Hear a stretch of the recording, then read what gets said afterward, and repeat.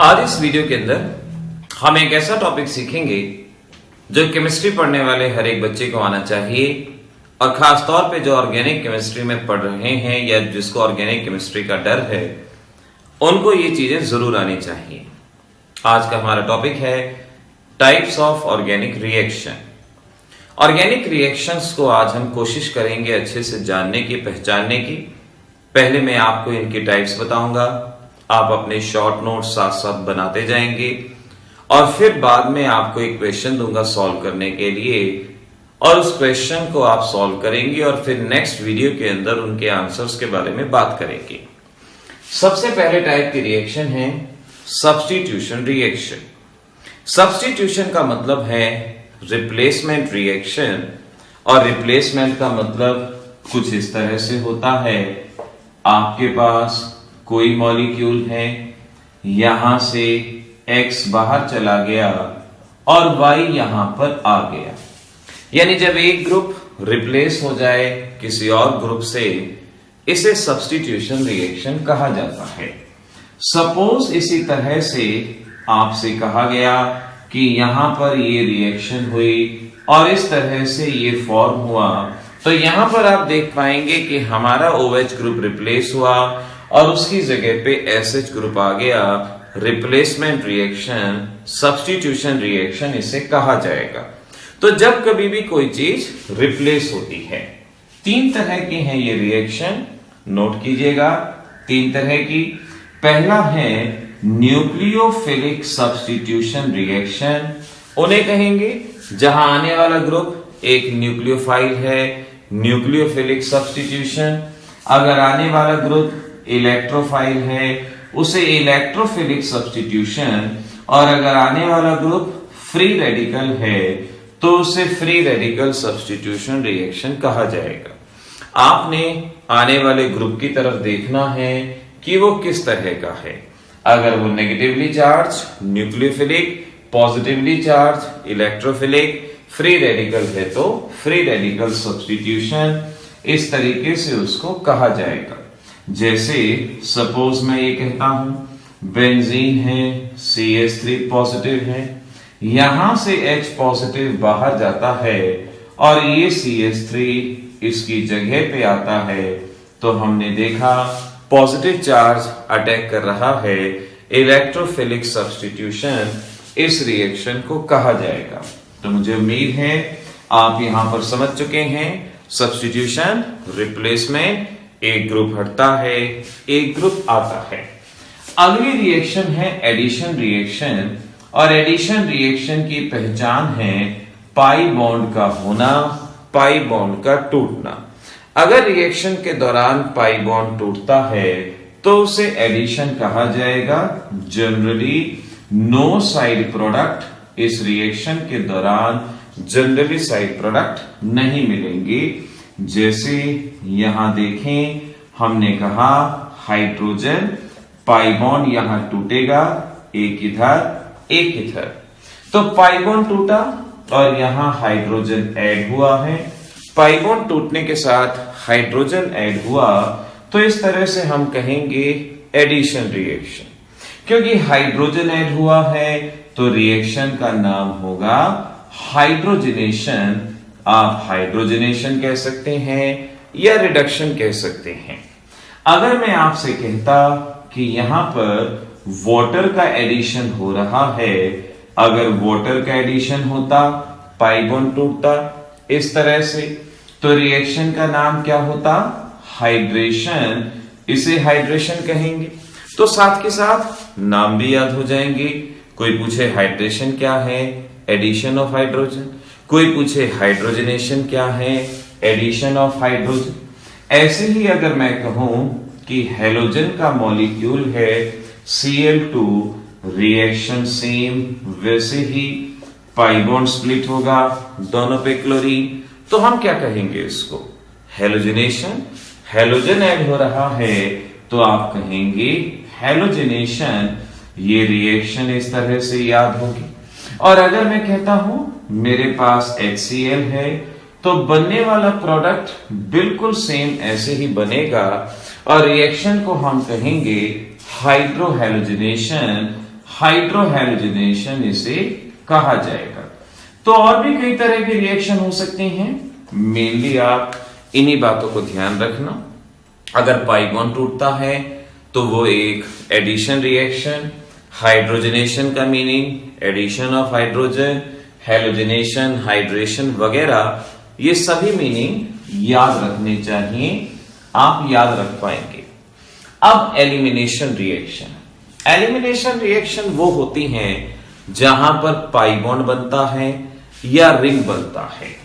तो यहां नोट कर लेंगे, फॉर्मेशन ऑफ पाई बॉन्ड, या तो पाई बॉन्ड बनेगा या यहां पे रिंग बनेगा, उसे एलिमिनेशन कहा जाएगा।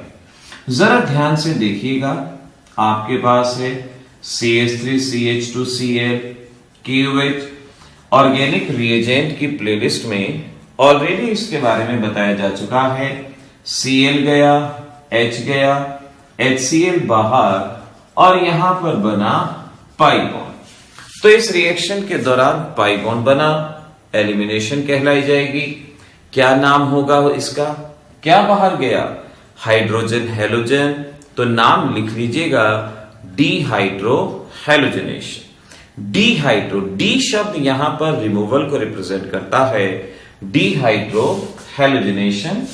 ऐसे ही अगर मैं आपसे कहता मेरे पास ये रिएक्शन है, अब यहां पर क्या होगा? So we must understand bromine zinc बाहर, और वैलेंसी को पूरा करने के लिए पाई बॉन्ड यहां पे बनेगा। तो बना है पाई बॉन्ड, एलिमिनेशन है। क्या गया मॉलिक्यूल में से? 2 हैलोजन एटम, तो डी हैलोजनेशन, डी ब्रोमिनेशन आप इसे कह सकते हैं। और उसी तरह से CH2Br, CH2 again Br, zinc in methyl alcohol, और हम कहें ZnBr2 बाहर, ब्रोमीन गया, यहां पर बॉन्ड बना, साइक्लिक कंपाउंड बनता है। साइक्लिक कंपाउंड बनता है तो एलिमिनेशन ही इसको कहा जाएगा। तो ये था डीहाइड्रोहैलोजिनेशन, डीहैलोजिनेशन, डीहैलोजिनेशन।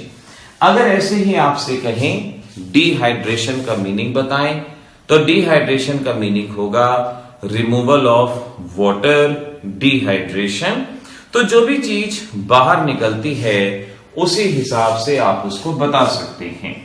एक और एग्जांपल लीजिए, जरा समझिएगा क्या कहेंगे आप। अगर मैं कहता हूं हाइड्रोजन, हाइड्रोजन बाहर जाता है और वैलेंसी पूरी करने के लिए पाई बॉन्ड बनता है, तो क्योंकि पाई बॉन्ड बना, एलिमिनेशन, क्या बाहर गया? 2 हाइड्रोजन एटम, तो क्या कहेंगे हम? डीहाइड्रोजनेशन, या इसे ऑक्सीडेशन के नाम से भी जान सकते हैं। तो इस तरीके से ये हमने एलिमिनेशन के बारे में जाना, क्या मीनिंग है, एटसेट्रा। अब है लास्ट रीअरेंजमेंट, और रीअरेंजमेंट का मतलब है कि जब फंक्शनल ग्रुप की पोजीशन बदल जाए, या मल्टीपल बॉन्ड की पोजीशन बदल जाए, या सब्स्टिट्यूएंट की पोजीशन बदल जाए। जैसे ध्यान से इस रिएक्शन में देखिए, यहां 1 क्लोरो जब AlCl3 डालते हैं तो हमारे पास ये बनता है। यानी एक ग्रुप अपनी जगह से दूसरी जगह पे चला गया, तो हम इसे रीअरेंजमेंट रिएक्शन का नाम देंगे। इस तरह से हम जब फंक्शनल ग्रुप की पोजीशन बदलते हैं, या मल्टीपल बॉन्ड, या सब्स्टिट्यूएंट रीअरेंजमेंट। अब मैं आपको लास्ट में कुछ क्वेश्चंस देता हूं, आप ट्राई कीजिएगा। इनका सॉल्यूशन नेक्स्ट वीडियो के अंदर दिया जाएगा। आप इन क्वेश्चंस के बारे में देख के ये बताएंगे कि ये किस तरह की रिएक्शन है, ये सब्स्टिट्यूशन है तो कौन सी है, एडिशन है तो कौन सी है, एलिमिनेशन है तो कौन सी है, एटसेट्रा। इन रिएक्शन के बारे में बताइएगा।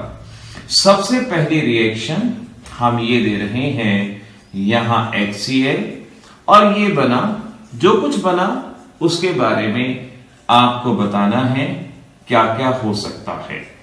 यहां रिएक्शन हुई, NBS, ब्रोमीन आया, CH double bond CH2, search करना, ढूंढना, CH3 CH2 OH, और यहां हमने कहा सपोज ये रिएक्शन है।